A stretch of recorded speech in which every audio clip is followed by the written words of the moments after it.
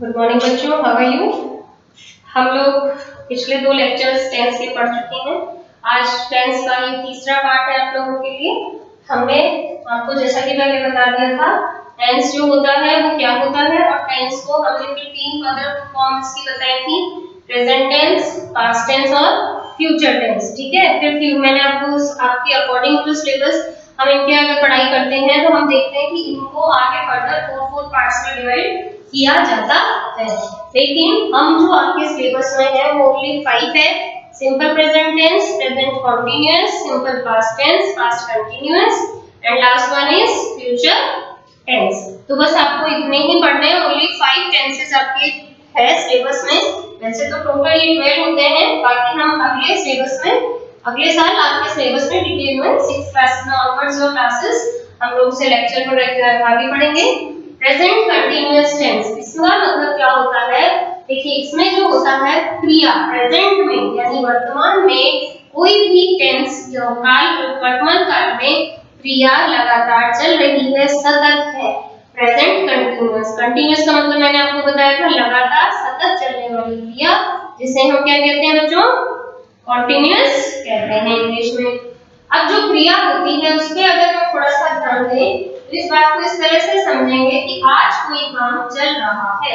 अगर मैं इसकी हिंदी लिखूं तो प्रेजेंट का मतलब आज। कोई काम यानी कि क्रिया, कोई काम या क्रिया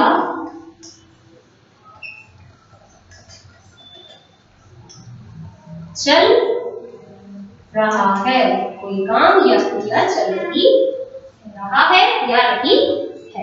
बस सिंपल से इसका यही मीनिंग है। कंटीन्यूअस का मतलब लगातार चलना होता है। प्रेजेंट की बात करेंगे, इसके आज के वर्तमान की प्रेजेंट टेंस में बात करेंगे, इसलिए इसे इस तरह से ही पढ़ेंगे। अब इसके अंदर जो इसकी डेफिनेशन अगर लिखना चाहते हो तो we have to write like this.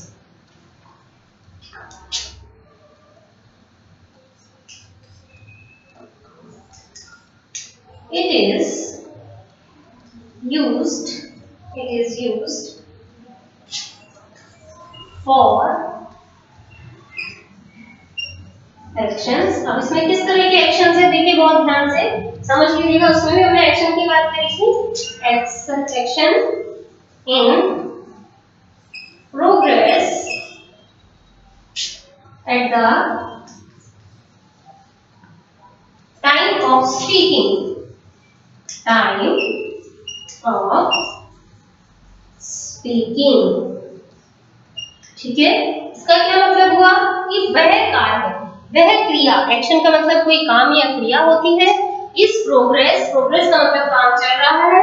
At the time of speaking, जिस समय उसकी बात करी जा रही है उसकी क्रिया उसी वक्त काम में उसी समय को बतलाती है। ठीक है, अभी समझ आ गई आप लोगों को। और एन एग्जांपल, इसका सबसे अच्छा सिंपल से एक एग्जांपल लेते हैं। I am writing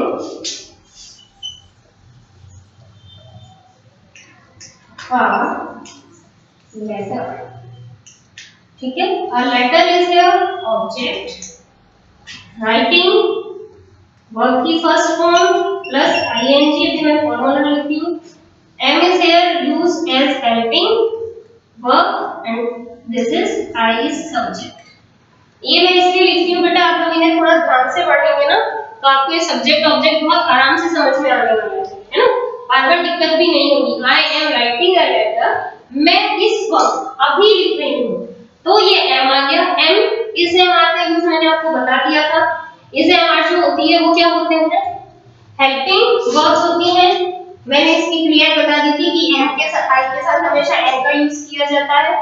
writing WRIT right होता है वर्ब की फर्स्ट फॉर्म, उसके साथ में ing को जोड़ दिया तो क्या बन गया?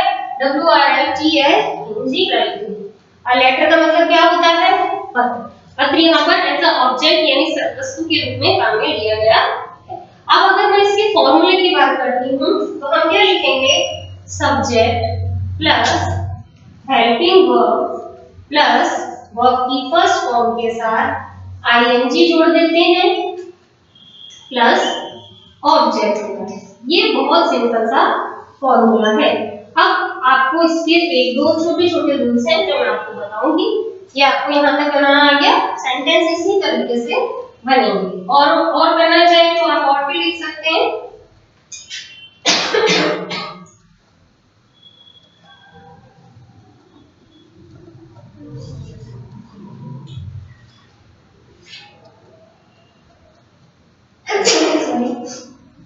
एक एग्जांपल और लिख लीजिए।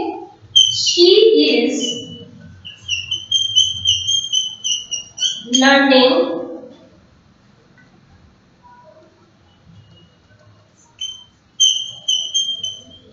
French these days।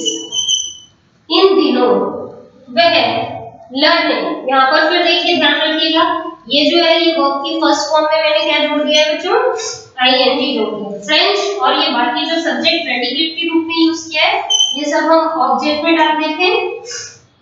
इज यहाँ हेल्पिंग वर्ब है एंड शी इज सब्जेक्ट। अब आपको फॉर्मूला देखते हुए ये सेंटेंस बनाने में कोई दिक्कत नहीं होगी, समझ आ गया आप लोगों को।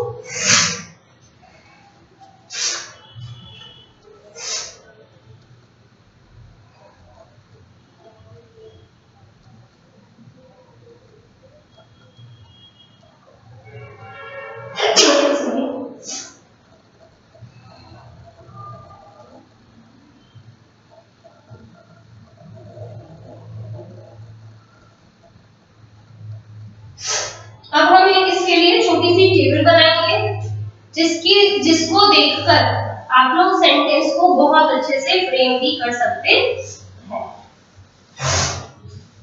एक बात और है बच्चों, वो मैंने आपको बताई नहीं पिछले लेक्चर में भी, अगर आप ध्यान दें तो सेंटेंस जो होते हैं किसी भी टेंस के वो 3 प्रकार के होते हैं। वो मैं आपको एक बार वापस से क्लास में बता दूंगी। अभी हम जितना समझ रहे हैं सिंपल उसे समझ लीजिए। अकॉर्डिंग टू टेबल, अब हम एक टेबल ड्रॉ करते हैं यहाँ। इससे आपको क्या सेंटेंस बनाने में कोई दिक्कत नहीं होगी। किसके साथ कौन सी हेल्पिंग वर्ब लगेगी, यहाँ पर हम लिखते हैं सब्जेक्ट, यहाँ पर लिखते हैं हेल्पिंग वर्ब्स, ठीक है। यहाँ पर फॉर्म ऑफ वर्ब कैसे क्या यूज करनी है, और उसके बाद में सेंटेंस, एक एक सेंटेंस बता देती हूँ किस तरह से बना। अब बच्चों देखिए, हम सबसे पहले आई की बात करते हैं। आई एक ऐसा सब्जेक्ट है जिसके साथ मैंने आपको बताया था एम का यूज हमेशा आई के साथ किया जाता है। उसके बाद मैंने बताया था वर्ब की फर्स्ट फॉर्म के साथ में हम आईएनजी जोड़ देते हैं, ठीक है। तो आई एम प्लेइंग या I am eating, I am playing. अगर ये हम प्रेजेंट टेंस की बात कर रहे हैं तो क्या हो गया, मैं अभी खेल रहा हूं या नहीं हूं। ये पहला नंबर था। अब दूसरा देखिए, समझ आ गया आप लोगों को। ही शी इट, ही शी, और इट की अगर हम बात करते हैं तो इस ये जो है ये सब कौन है, ये सब सिंगुलर पर्सन है, सिंगुलर नाउन नहीं, ठीक है। तो इनके साथ में हमेशा हेल्पिंग वर्ब कौन सी लगेगी, इज लगेगी। कौन सी लगेगी, इज लगेगी। फॉर्म ऑफ वर्ब का जो फॉर्मूला है वैसे का वैसा ही रहेगा, उसमें कोई चेंज नहीं है। वर्ब की फर्स्ट फॉर्म प्लस आईएनजी। अभी यहाँ 3 है, शी, ही, शी, इट, तो इन सब के साथ हम जोड़ सकते हैं ही, शी, इट, तीनों के साथ इज। इसका क्या मीनिंग है, he is playing, she is playing, it is playing, ठीक है। Now turn off number 3, we, they, you। अब कौन से आ गए, प्लूरल नाउन। ये कौन से हैं, प्लूरल नाउन। कौन कौन से हैं, we, they, you। ये सब किसमें आते हैं बच्चों, प्लूरल नाउन में आते हैं। इसके अंदर वही होगा, इसमें हेल्पिंग वर्ब आर लग जाता है, वर्ब की फर्स्ट फॉर्म प्लस आईएनजी लग जाएगा। बिल्कुल सेम इसी तरीके से वी, दे, यू। तो इन सब के साथ में हमें एक ही वर्ड को जोड़ देना है and that is are playing. तो इस तरह से ये हमारी टेबल कंप्लीट हो गई है। ठीक है, आपने देखा। अब इसे समझना बड़ा आसान है। देखिए फिर से एक बार, अगर हम कभी भी किसी सिंगुलर पर्सन की बात करते हैं जिसमें ही, शी, इट होता है तो उनके साथ हमेशा इज लगाई जाती है। उसके बाद में वर्ब की फर्स्ट फॉर्म के साथ आईएनजी प्लस करेंगे। He is playing, she is playing, it is playing. इनकी जगह आपको सिंगुलर का मतलब ये होता है, इनकी जगह आप कोई नेम भी लिख सकते हैं। ठीक है। उसके बाद नंबर 3 को देखिए, अगर नाउन प्लूरल है, एक से ज्यादा है, वी, दे, यू, इन सब के साथ हेल्पिंग वर्ब एआरई आर लगाई जाती है। वर्ब की फर्स्ट फॉर्म आईएनजी ऐसे कैसे लिखा जाएगा? And we are playing, they are playing, you are playing. अब वन एंड ओनली सिंगल यहाँ पर अगर बात करते हैं तो सब्जेक्ट अगर आई है, अगर आप अपने आप को लेकर कोई सेंटेंस बनाते हैं तो आई के साथ हमेशा एम एम का यूज किया जाता है। उसके साथ वही फॉर्म लगती है वर्ब की फर्स्ट फॉर्म और उनके साथ में आई एन जी लगा देते हैं। आई एम प्लेइंग बन जाता है। अब आपको कोई भी सेंटेंस आप इस तरह से बना सकते हैं, इसमें कोई भी सेंटेंस आप लिखकर अपने आप को प्रेजेंट कर सकते हैं।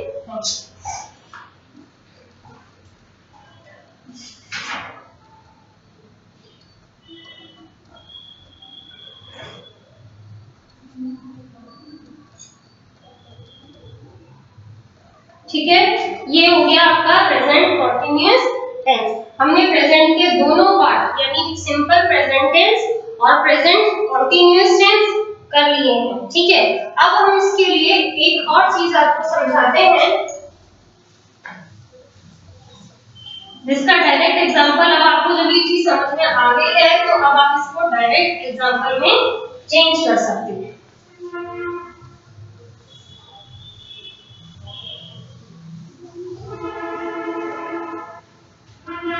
उसके लिए हमें क्या करना पड़ेगा वो देखिए। प्रेजेंट टेंस में हमने दो टेंसेस की बात करी है। First is simple present tense और दूसरा जो था दैट इज प्रेजेंट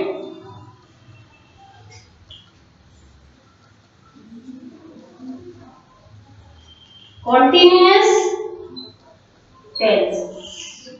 ठीक है बच्चों, दोनों आपके सामने हैं। अभी मैंने आपको एक चीज कही थी कि सेंटेंस 3 टाइप के होते हैं। अब वो 3 टाइप कौन कौन से हैं? पहला टाइप सब में सेम होता है, एफर्मेटिव। अब एफर्मेटिव में क्या होता है? इसे हिंदी में सकारात्मक वाक्य कहते हैं। ठीक है, यानी सच। अब इसमें जो सेंटेंस बनते हैं सिंपल प्रेजेंट टेंस के, अगर मैं उनकी बात करूं तो वो किस तरह से बनेंगे? बहुत सिंपल है, उसमें आपको कोई दिक्कत ही नहीं होती है। जैसे कि अभी हमने सुबह ही बनाए हैं, आई रीड बुक, क्या बनेगा? एग्जांपल देखिए, I read book. According to formula देख लीजिए, सब्जेक्ट है, वर्ब है और ऑब्जेक्ट है। ठीक है, अब यही चीज अगर हम इधर लेके आते हैं फर्स्ट में एफर्मेटिव में, तो एफर्मेटिव में अभी हमने करा और इसका एग्जांपल अभी हमने लिखा, आई एम राइटिंग या आई एम रीडिंग। बिल्कुल सकारात्मक, बिल्कुल सत्यवाद पर आधारित होता है। इसके बाद में सेकंड जो फॉर्म आती है उसे कहते हैं नेगेटिव। क्या कहते हैं बच्चों? नेगेटिव। नेगेटिव का अर्थ होता है नकारात्मक। नकारात्मक मतलब आंसर मना में होते हैं, नहीं कहकर संबोधन किया जाता है, जिसमें I do not read books. अब इसका जो एग्जांपल है वो क्या बनेगा? I do not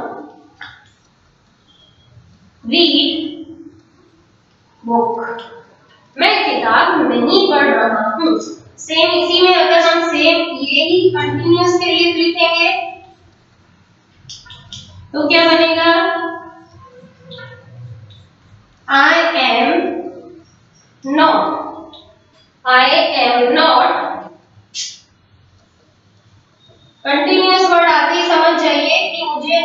ing word use करना है।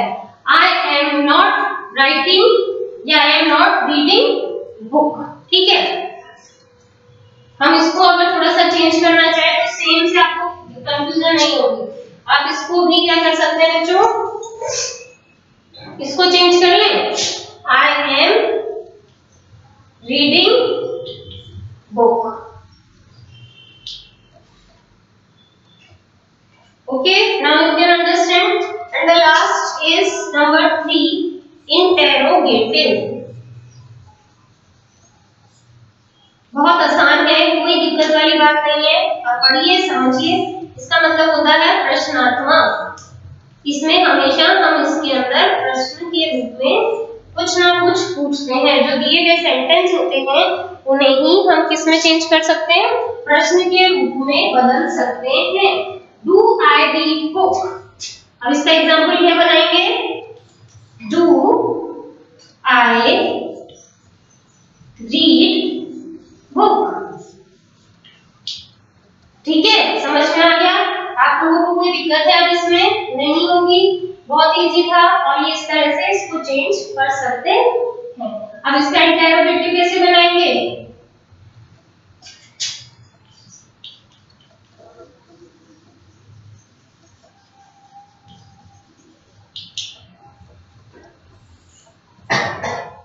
इसका ऊपर आगे आ जाता है एम आई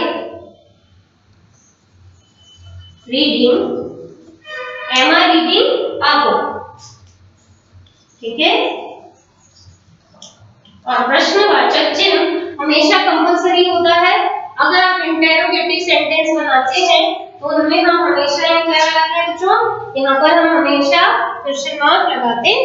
तो आप लोगों को अब समझ में आ गए, फिर से रिवाइज करते हैं। टेंस के थ्री फॉर्म्स होते हैं, प्रेजेंट टेंस, पास्ट टेंस और कंटीन्यूअस टेंस। ठीक हो, सॉरी फ्यूचर टेंस। क्या क्या होते हैं फिर से बोलिए, present tense, past tense, future tense. ये 3 फॉर्म्स होती है। फिर इन 3 फॉर्म्स को फर्दर 4 पार्ट्स में डिवाइड किया जाता है। Simple present tense, present continuous, present perfect tense, present continuous, perfect continuous tense. इस तरह से प्रत्येक को 4 भागों में बांटा जाता है। प्रत्येक टेंस में ध्यान रखना बस इतना सा है कि जो वाक्य बनते हैं वो 3 प्रकार के बनते हैं, सकारात्मक, नकारात्मक और प्रश्नात्मक। सबका मैंने एक एग्जांपल आपके सामने लिख दिया है, समझा दिया है आप लोगों को। आप लोग इसे दोबारा से वीडियो को देखें, इन्हें नोट कर लीजिए, इन्हें समझिए और अच्छे से लर्न कर लीजिए रूल्स को, फॉर्मूलाज को, और उसके अकॉर्डिंग आप अपने आप कोई भी वाक्य बना सकते हैं। दोनों में ही मैंने एक ही चीज काम में ली है वर्ब की, दैट इज रीड। दोनों में रीड लिया हुआ है और आप इस रीड से सारे सेंटेंस बना सकते हैं। आप प्ले से बना सकते हैं, राइट से बना सकते हैं, और ये आप लोगों के लिए बहुत आसान होगा। Now it is very easy to learn. I hope आप लोगों को समझ में भी आ गया होगा। इसे अच्छे से लर्न करिए, उतार कर याद कर लीजिएगा बच्चों। ठीक है, thank you so much, it's for sufficient for today. Thank you.